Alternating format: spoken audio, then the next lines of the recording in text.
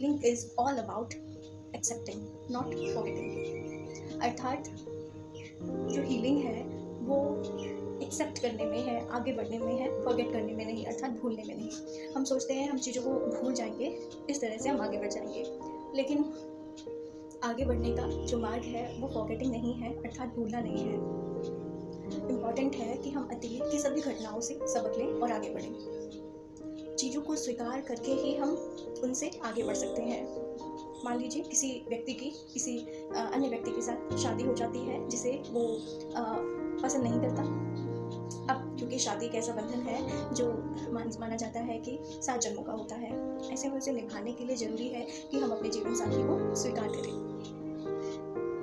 और यहाँ पे उस रिश्ते को एक्सेप्ट करना इम्पॉर्टेंट है। हम बहुत सारी गलतियाँ करते हैं मनुष्य होने के नाते, और हम उसके ही रिग्रेट में अपना जो वर्तमान है उसे भी ख़राब करते हैं। बट अगर हम समझें तो वर्तमान अगर हमारा अच्छा होगा तभी तो भविष्य अच्छा होगा, और वर्तमान को अच्छा बनाने के लिए ज़रूरी है हम जिस समय में हैं उस समय के अनुसार जिए, चीज़ों को एक्सेप्ट करके आगे बढ़ते रहें। कोई मुझसे पूछे कि जीवन किसे कहा जाता है, तो मैं बोलूँगी कि लगातार चलते रहने को ही जीवन कहा जाता है। मार्टिन लूथर किंग जूनियर की एक बहुत ही फेमस कहावत है कि अगर आप चल नहीं सकते तो रेंगो, अगर आप दौड़ नहीं सकते तो चलो और चलते रहो, क्योंकि चलना बहुत ज़रूरी है। यहाँ पर चलना मतलब वॉकिंग नहीं हो रही है, बल्कि जो भी परिस्थिति जीवन में आए उसे स्वीकार करना है और आगे बढ़ना है, उस दिशा में लगातार चलते रहना है, आगे बढ़ना है, और आप देखेंगे चीज़ें खुद ब खुद सुलझती जाएंगी।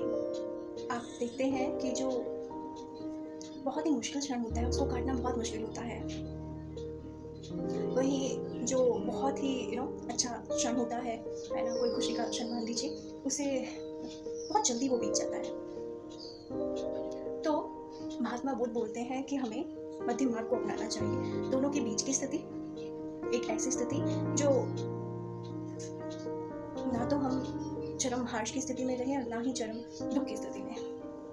आप लगातार चलते जाते हैं तो ऐसा होता है कि जो भी है वो बीत जाएगा, है ना।